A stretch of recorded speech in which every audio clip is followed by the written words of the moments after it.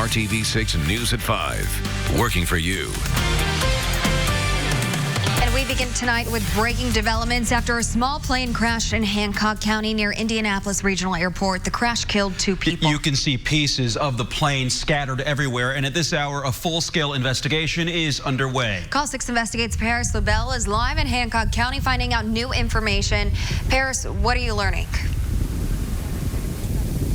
Mark and Amanda, good evening. We're here just in a cornfield off the Indianapolis Regional Airport, and this is still very much an active scene. To give you an idea of exactly where we are, the airport is about a quarter to a half mile across the cornfield here, and that plane wreckage is just to the left of your screen, exactly about a half mile off the airport property. And it's very much an ongoing investigation. The NTSB is right now on their way here to the scene and will be taking over all parts of the investigation. So let's take you through what we know right now. Just after 12:45 this afternoon, Hancock County 911 started getting telephone calls about a plane crash and a fire near the airport. State police say a propeller airplane took off from the Indianapolis Regional Airport and crashed shortly after takeoff in the cornfield. Police say 2 people were on board and died in the crash. Police now turning over the investigation to the National Transportation Safety Board, who's currently responding to the scene, as well as investigators from the FAA. Those investigators are expected to arrive this evening, and they'll spend about the next 2 days combing through the wreckage in an effort to find out exactly what happened to this plane before they clean up that wreckage altogether. Now, we are working the phones right now to gather some more information and also talking to our federal aviation sources to see what factors may have played into this crash. We'll have the latest coming up on the news at 6. For now, we're live in Hancock County. Paris LaBelle, RTV6. Paris, we'll see you in about an hour. Storm Team 6 is trekking a warm-up tonight. In fact, it's much warmer outside tonight than it's been all week. And right now, it's dry out after seeing on and off rain throughout much of the day. So we're going to get right over to Chief Meteorologist Kevin Gregory. So, Kevin, what are we looking like for the rest of the week? You feel the humidity? Yeah. You know, that's a change. And when the sun comes out, we didn't have a lot of sun this morning. Sun's out now, you really start to feel that humidity a little more. How much warmer in the last 24 hours? 23 degrees warmer up in Peru, 20 degrees warmer in the metro area, and we're just on the edge of the warm-up.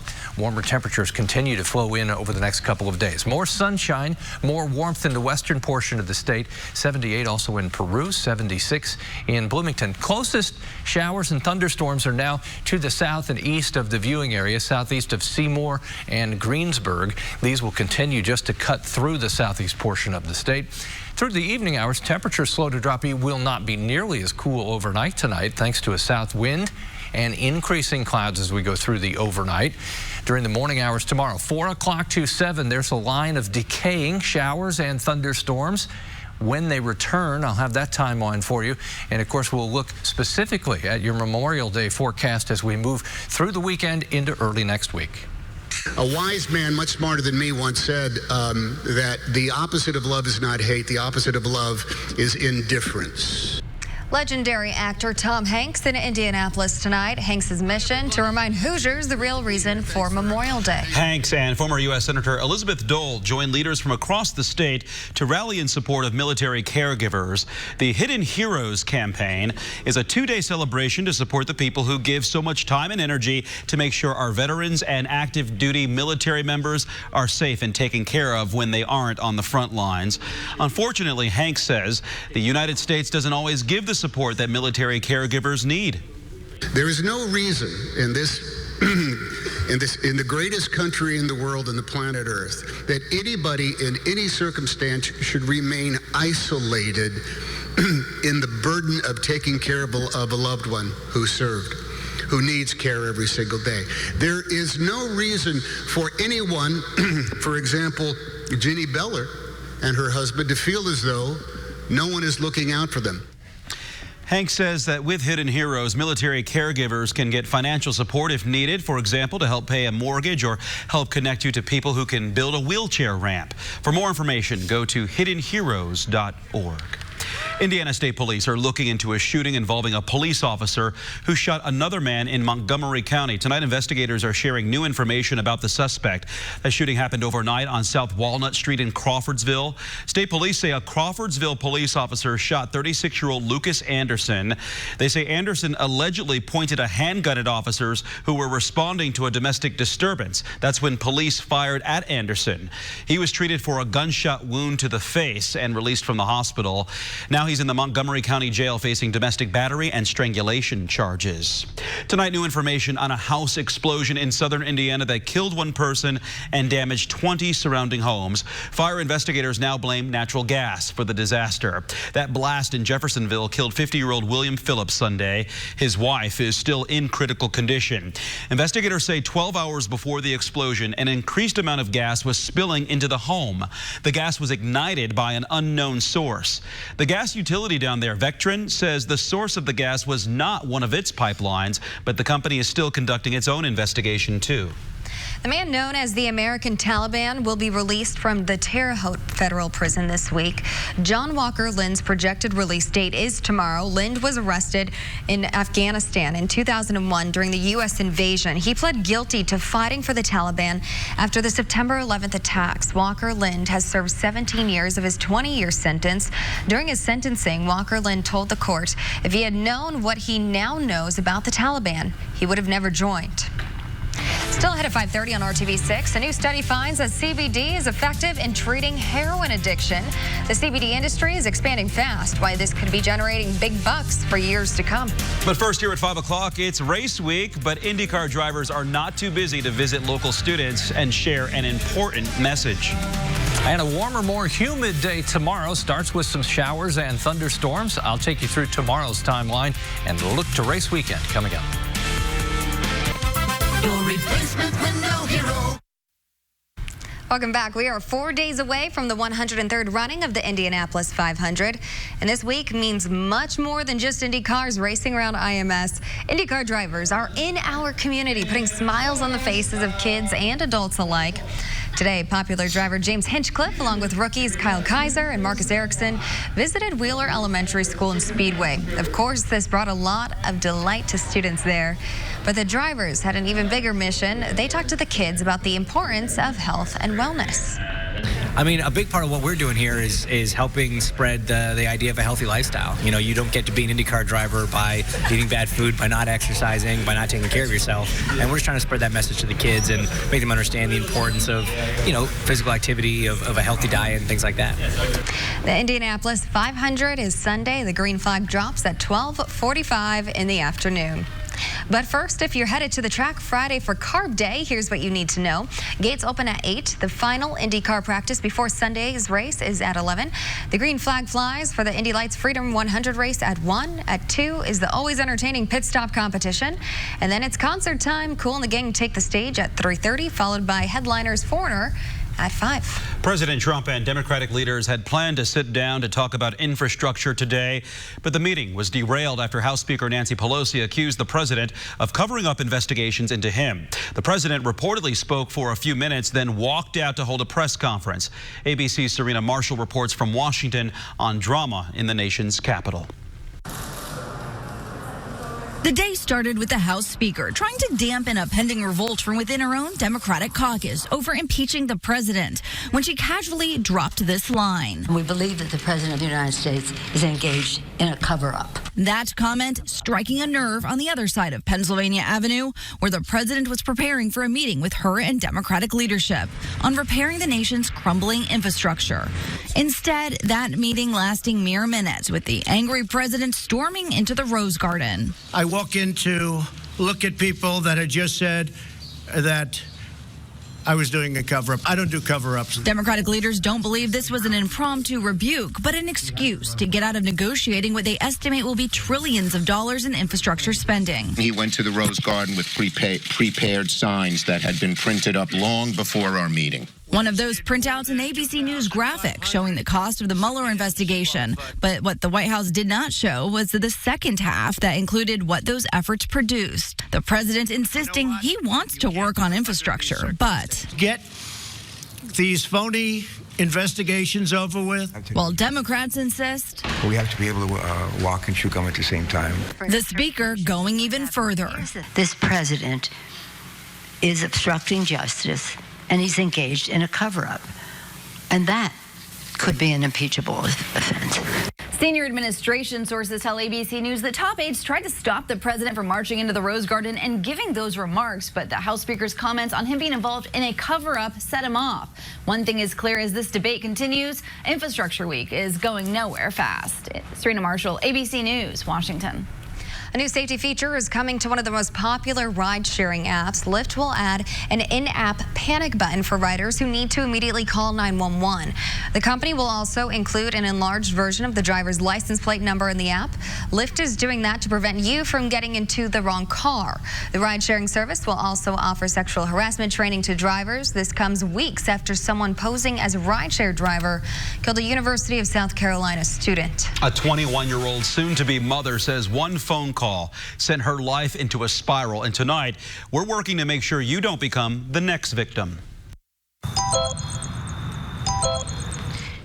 This is how it starts every single time. The people on the other end of the line already know your name and your family and quickly find out how far you're willing to go to help them.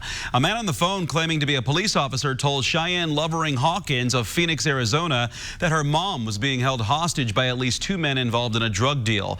When the so-called officer got Lovering Hawkins on the phone, he said he organized a call with the men and got her on the line. Those men even held the phone to a screaming woman. She followed the kidnappers' every demand and wired $2,000 to an account they provided. After all of that, she finally called her mom. Are you okay? And I remember thinking, well, that was a kind of an odd question. At the time, you don't think about it. You just react. You hear your loved one and go, oh my God, they're in trouble. They need me. And what can I do to help? The 21-year-old who has a baby on the way now says she has nothing left. The advice she has, though, think twice before answering the phone to strange numbers and never give anyone you don't know any personal information, and don't wire them money. Many people love shopping at Target. Working for you, our John Matarese shows us ways to lower those prices even more so you don't waste your money. Target is at it again, teaming up with another red-hot clothing line, this time Vineyard Vines. It's another of Target's limited edition lines, one of the many secrets for saving money at Target. Target is trying to recreate magic and reproduce the frenzy over its Lilly Pulitzer line 3 years ago. Vineyard Vines may not have quite the same exclusivity, but it's a great way to score a bargain. Cheapism.com says catching a designer sale is one secret for saving at Target. Others include 5% cash back on almost everything with Target's Red Card credit card, free 2-day shipping with Red Card, surprise deals with Target's app, which now includes Cartwheel, rain checks for sale items except final clearance, and red sticker clearance with up to 70% off. Look on end caps and at the back of the store. But from the Does That Stink file, if you snooze, you lose with Target's designer lines. Discount Vineyard Vines clothing will be available for only a few weeks, and if it's anything like Pulitzer, it won't last that long. Doesn't that stink? But those brands don't want to dilute their image with too much discount merchandise, so it's only out a short time. When Target announces a new limited designer line, it can sell out in hours, so don't wait when the next one hits the racks. You don't waste your money. I'm John Matarese for RTV6. A bizarre high-speed chase involving an RV all caught on camera. Inside that RV, a woman and her 2 dogs. Now we're learning more about the circumstances surrounding this situation. The driver, who's out of control with 2 large dogs on her lap, she's just slamming into everything in her way. Police in Los Angeles say the woman on the run was driving a 20-foot stolen RV. The chase began around 7 last evening. The driver is then seen weaving in and out of traffic with speeds reaching up to 70 miles per hour. Then, as the woman speeds around a corner, one of her dogs leaps out of the open windshield. She eventually lost control and crashed into a car. The driver tried to run away with another one of her dogs beside her until police finally tackled her to the ground. Sure, she was just evading police, but my God, you just got to stop. You know you're going to get caught. Police say the driver faces a number of charges, including felony hit and run and evading arrest, and the dogs are Okay. Oh my goodness. Wow, you can just tell the dog's like, I gotta get out of here. It was a crazy one to watch, definitely. I am glad everyone is okay in that, though. Too hard to watch. Yeah, it was. All right, we'll watch temperatures go up, humidity go up, and the summer feel has arrived. I show you this broad radar map just for one purpose here. I guess you could make more than one purpose if you want, but just notice how everything is moving from southwest to northeast. That's an indication of the flow of moisture in the atmosphere that will draw in warmer temperatures and more humidity. The spin of low pressure sits up in the northern plains. For us, as you look at our rain chances, they're there the next several days. They're highest right now on race day. It is difficult at this point to pinpoint the exact timing of showers and thunderstorms. For example, we would have had the Indianapolis 500 today, even though we had widespread rain for the first part of the morning into late morning. So it is just a matter of timing now as we get closer, and it's too early to get specific on that.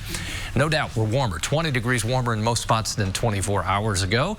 75 in Indy, warmest along the Wabash River, and it gets even warmer as you go back in Illinois. Say hello to Chelsea. She's relaxed now, but giving us the eyes. She wants to go on a walk as well. You send us your dog's photo, kevin.gregory@wrtv.com. I'll get your dog off the couch, sofa, floor, wherever, and take her for a walk during my weather forecast. Temperatures will stay at 70 or above through the evening hours. We're dry. If we see showers and thunderstorms again, just like last night, it will be very early in the morning hours before sunrise and then through mid-morning, showers and thunderstorms tomorrow.